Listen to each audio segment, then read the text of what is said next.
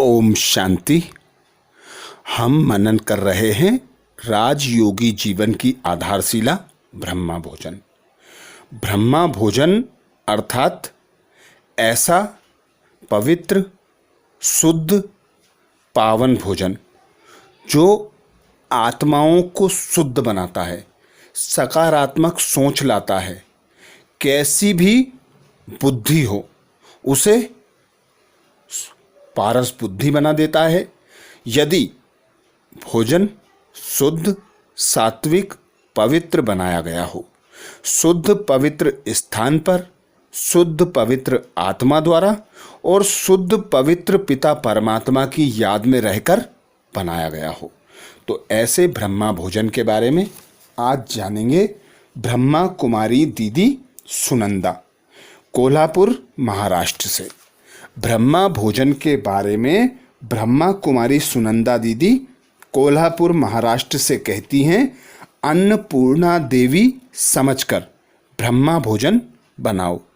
स्वयं को अन्नपूर्णा देवी समझकर ब्रह्मा भोजन बनाओ। तो दीदी जी से कुछ प्रश्न, कुछ उनके उत्तर। दीदी जी से प्रश्न किया, दीदी दादियों ने आपको किस प्रकार से भोजन के बारे में ट्रेनिंग दी? दादियों ने आपको किस प्रकार से ब्रह्मा भोजन के बारे में ट्रेनिंग दी? उत्तर में दीदी कहती, पांडव भवन दिल्ली में 1979 में हमारी टीचर ट्रेनिंग हुई। ब्रह्मा भोजन कैसे बनाएं, किचन का वातावरण कैसा होना चाहिए, किचन में साफ सफाई कैसी होनी चाहिए, बनाते समय भी हमारी भावना कैसी होनी चाहिए, अन्न के प्रति हमारा दृष्टिकोण कैसा चाहिए, यह एक एक बात परम आदरणीय दादी गुलजार जी ने बताई। दादी हमको कहती थी, अन्न का एक एक कण मोहर के समान है। अन्न के आधार से ही मन बनता है। कई भाई बहनें अपने पेट को पट्टी बांध कर भी यज्ञ में सेवा देते हैं। दादी कहती थीं, खाते समय भी कभी ये नहीं बोलना चाहिए, ये नहीं चाहिए, वह नहीं चाहिए, ये अच्छा नहीं बना, वो अच्छा नहीं बना। नहीं, जितना प्रेम से, भावना से स्वीकार करेंगे उसका आपकी अवस्था पर प्रभाव पड़ेगा। उस समय सुनी हुई बातें आज हमारी बुद्धि में हैं कि जो मेरी थाली में आया है ये मेरे बाबा के घर का अन्न है, यही मेरे लिए शक्ति का स्रोत है, इसको मुझे बड़े प्रेम से स्वीकार करना है।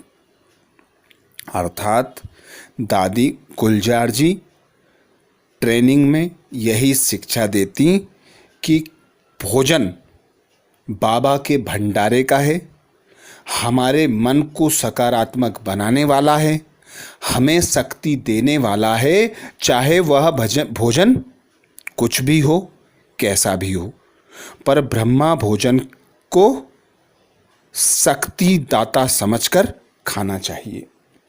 अगला प्रश्न किया दीदी से, दीदी पहले जब आप भोजन बनाते थे तब किन किन बातों पर ध्यान देते थे? अभी जो आपके पास बहनें हैं उनको किस प्रकार से सिखाते हो? उत्तर में दीदी कहती, हम बताते हैं कि जितनी आप भंडारे में स्वच्छता रखेंगे उतने आपके मार्क्स जमा होंगे। हमारे पास एक ऐसा नियम है कि कोई एक बहन को सवेरे 6:30 से 7 बजे तक योग करना है। जो योग कराएगा वह उस दिन मौन में रहेगा, फिर हम उसको ही भोजन बनाने देते हैं। तो एक मौन वाला होता है और एक बातचीत करने वाला। भोजन बनाना ऐसी सेवा है जो भाषण करने वाले से भी अधिक महत्वपूर्ण है। यह हम सिखाते हैं, अच्छी सोच में भोजन बनाओ कि अन्नपूर्णा देवी हूँ, बाबा के यज्ञ का भोजन बना रही हूँ। इससे खाने वाले के मन को भी तृप्ति मिलती है, वह संतुष्ट होता है, खाने वाले का शरीर भी अच्छा रहेगा, स्वस्थ रहेगा। बाबा यह भोजन स्वीकार करने वाला है, ऐसी ऊंच भावना से भोजन बनाओ। अगला प्रश्न दीदी जी से। दीदी, बाबा को जब भोग अर्पित करते हैं उस समय क्या संकल्प लेते हैं? भोग लगाते समय किस प्रकार का विजन क्रिएट करते हैं? भोग लगाने के बाद क्या अनुभव होता है? उत्तर में दीदी कहती, भोग लगाते समय पहले तो हम बैठते हैं और थाली को दृष्टि देते हैं। दृष्टि देते हम यह सोचते हैं कि बाबा के पास ले जा रहे हैं। बनाने वालों ने अच्छी अवस्था में बनाया है, फिर भी कुछ नीचे ऊपर हो गया हो तो बाबा यह बहुत शुद्ध, बहुत अच्छा हो जाए।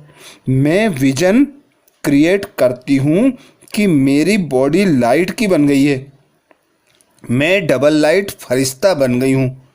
फिर मैंने थाली हाथ में उठाई है और थाली के पास रखा हार भी हाथ में लिया।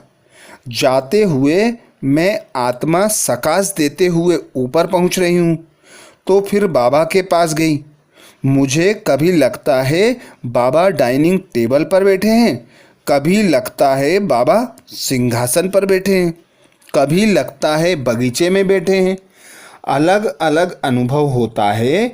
फिर मैं बहुत भावना से बाबा के आगे जाती हूँ, थाली रखती हूँ, बाबा से पहले दृष्टि लेती हूँ, फिर बाबा को बोलती हूँ, बाबा यह आपके लिए भोग लाए हैं, इसमें यह चीज़ें हैं।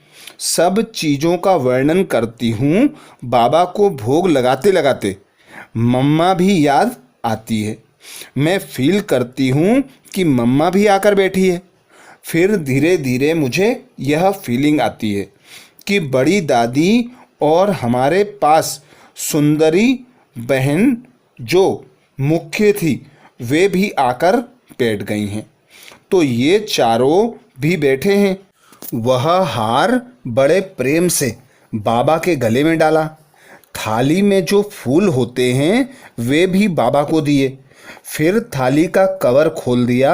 फिर अंदर जो चीज़ें होती हैं, पहले फ्रूट खिलाया, फिर खिलाते खिलाते बाबा को नमकीन खिलाया, मीठी चीज़ खिलाई, फिर बाबा को जल पिलाया। फिर बाबा कहते हैं कि मम्मा को भी खिलाओ, दादी को भी, बहन जी को भी खिलाओ। तो उनको भी मैं खिलाती हूँ। फिर मैं दृष्टि लेती हूँ। अगर किसी का खास दिन होता है, समझो किसी के बर्थडे का होता है, किसी के घर के वास्तु शांत करने का होता है, कोई खुशी का से भोग लगाते हैं, किसी की मृत्यु का होता है, तो वो बात बाबा को बताती हूँ। फिर मैं राह देखती हूँ, मुझे टच होता है, बाबा कुछ रेस्पॉन्स देता है, तो कभी मिलता है, कभी नहीं मिलता है। फिर दृष्टि लेकर आती हूँ और मैं ऐसे फील करती हूँ कि आते आते बहुत सारी दुनिया की आत्माओं को, प्रकृति के पांचों तत्वों को यह भोग बांट रही हूँ और बांटते बांटते नीचे आ जाती हूँ। अगला प्रश्न किया दीदी से। दीदी, भोग के द्वारा कोई विशेष अनुभूति हुई हो, चाहे कर्म भोग कटने की हो या संस्कार परिवर्तन की, वह सुनाइए। उत्तर में दीदी कहती, मैंने खुद के लिए एक बार अनुभव किया, फिर कुछ माताओं के लिए और सेंटर की बहनों के लिए अनुभव किया। किसी ने बताया कि मेरे अंदर अन्न जाता ही नहीं है, खाने की इच्छा नहीं होती है, भूख नहीं लगती है। इस बारे में बाबा से मीठी मीठी रूरिहान की तो मुझे आया कि इन्होंने अन्न देते समय किसी को तकलीफ़ दी है, किसी जन्म में, अभी याद नहीं है। मैंने उनको कहा और मैंने खुद भी खुद के लिए किया। आप बाबा के कमरे में बैठो और बाबा को बोलो, बाबा मेरे अंदर अन्न नहीं जा रहा है, भूख नहीं लग रही है। हो सकता है मैंने किसी अन्य जन्म में या इस जन्म में भी किसी आत्मा को खाने पीने के लिए तकलीफ़ दी होगी, तो बाबा मुझे क्षमा कर देना। फिर बाबा को बोलो, जिस आत्मा को मैंने यह तकलीफ़ दी है उससे मैं दिल से माफ़ी मांगती हूँ, और बाबा आप भी मुझे क्षमा करो, वह आत्मा भी मुझे क्षमा करे।